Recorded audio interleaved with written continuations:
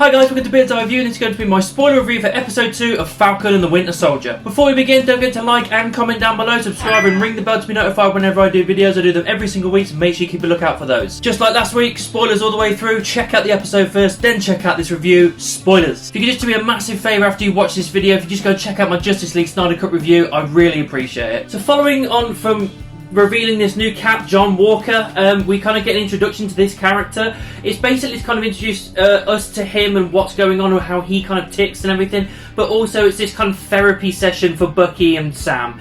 And I really like the character building they've done in this. We do get some action scenes, but most of it is kind of character building on these two, and obviously what's going on with this US agent guy, the flag smashers, that, you know, a little bit more information about what's going on with them. And there's a lot of things with race being peppered through this episode, and I think that's going to be a big deal going forward through the rest of this series, is that a lot of people out there wouldn't be happy with a black Captain America. I know, it's crazy to think that people still live in a world like that. Just think of what it was like when Obama came into power. So many people out there were just not happy about having a black president, which is just ridiculous.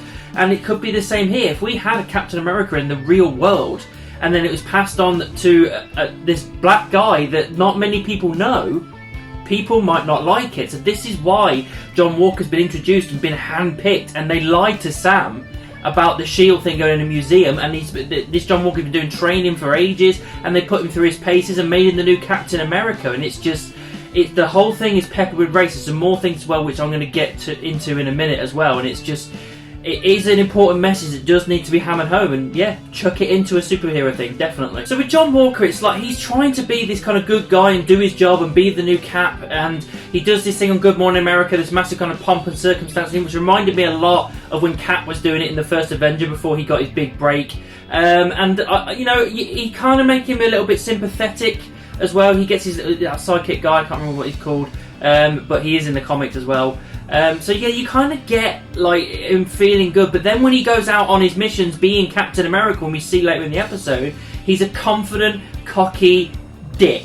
Basically, there's two sides to him, and it's just, you can't like him. You see that he's, you know, overall he's a decent bloke, but he's just too cocky and arrogant, and that's not the Cap we know, and that's where us as viewers and fans will look at it and go, yeah, you're a dick. There's loads of rumours going around. There's things like kind of being peppered about what's going on with the Flag Smashers, and whether or not they'll pick something from the comics where US Agent was kind of putting together all these things to go against each other and everything to pull stuff apart, and maybe that he'll be involved with the Flag Smashers in the end of it, and that he'll end up being one of the big bads, and it's an undercover thing the entire time. Don't know, but at the moment, the way they portrayed this guy, he is a bit of a dick, and he's quite dislikable. So the main action piece is obviously when they're tracking these guys down, they go against them on the trucks and everything, all these Flag Smashers. That girl, I think her name's Carla or Carly, she's the guy, the person that's in charge, and they're all super soldiers. So this is the interesting thing. We've got super soldiers going on. These exports that they're pushing through and transferring all seems like they said vaccines or something, so potentially it's super soldier serum, I don't know. But these guys are super soldiers, and it was really fun, actually, the action, just to kind of go back and forth and have the banter between Falcon and Winter Soldier. But then US Agent gets involved, John Walker and his like band of people, and he uses a gun which isn't very Captain America. You can also see that he's not super soldier serums because he takes quite a few bad hits. So I like the kind of contrast they're putting in. He's government put in there to do a job, but it doesn't feel like a proper Captain America. And the other guys are so pissed off that he's got the shield when he doesn't. You know, he hasn't earned that shield. So they do have a bit of dialogue with John Walker. This kind of the quick kind of getting to know you when they're traveling in the car, and it's just apparent there that he's trying to get on side with them and trying to be a team. But he's making it abundantly clear that he's in charge and those two are kind of the sidekicks, and that what leaves those two to pull the car over and walk off, because it makes it go like, no, just because you've got the shield doesn't mean you're in charge.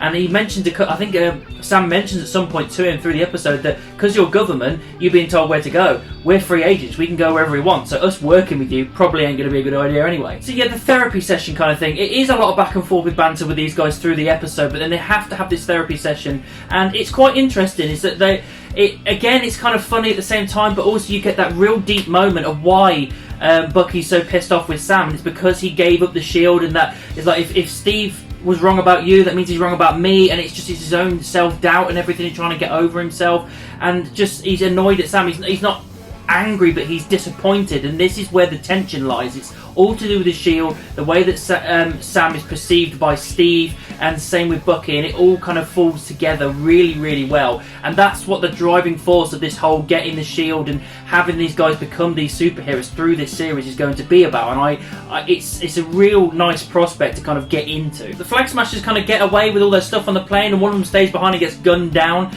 I like this, the kind of way they're building them. There's a little bit of sympathy there. They want the world back to where it was before everybody came back, and it was like half the humanity, and they want us all kind of united. Some people even support them and offer them beds and places to stay, and they treat them like a Robin Hood kind of thing, like they've mentioned. I like that there's a little bit of sympathy there. So as time goes on, even though they're the bad guys to try and stop, there's a bit of sympathy, kind of looking and go, well, are they doing things for the right reasons, just in a bit kind of an aggressive way? Isaiah.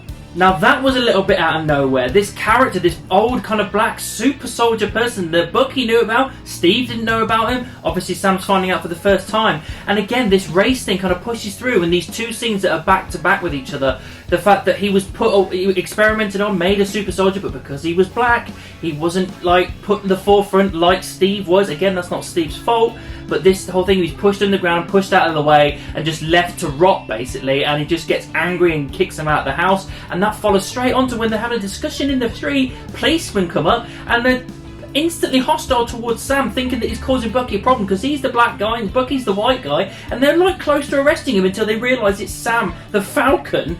And it's just that detail of this whole race thing being overarching through this series. It's really interesting. It is a very important message to kind of be hitting home, and especially during these times as well, with everything that's been going on, especially with what's been going on in America with all the elections and everything, and the fact that there's a lot of people out there, a lot of black community that still have these kinds of problems day in and day out, and putting that here is a great idea. And I think peppering that through this series and make that your important kind of political point is a great idea. And Zemo, to finish things off, Bucky talks about him saying they've got to go to him because he knows loads of information that's going to help, and it's the last thing you see is him in his prison. I'm looking forward to seeing what happens with that next episode, because obviously I reckon he's going to try and say the words again to Bucky. I think that's what's going to happen. It's just not going to work because obviously Shuri got rid of it in his head in Wakanda, and I'm looking forward to seeing how he handles when that doesn't work. And Bucky's, I think it's going to be a nice little smirk on his face saying, "You can't control me anymore." That little moment I'm really looking forward to, in what way they decide to go with it. Overall guys, episode 2 was another good solid episode. It furthered the characters a lot more. We got this kind of back and forth between Bucky and Sam. We got introduced to John Walker a little bit more to find out what's going on with him, more about the Flag Smashers, Zemo at the end, even a little kind of the special bomb kind of being dropped on us with this black super soldier thing, and then all this stuff with race going over the top of it, and this kind of thing going through the season. I think it's a great idea. I'm looking forward to seeing more. I think it's firing on all cylinders now, and it's only 6 episodes, so we're almost halfway through next week, so I'm looking forward to more. This is good and solid work so far. So that's what I thought of episode 2 of Falcon and the Winter Soldier. What did you think about it? Let me know down in the comments. Make sure you subscribe and ring the bell. If you want to find me on social media, any of these, all links are in the description, and I'll see you soon.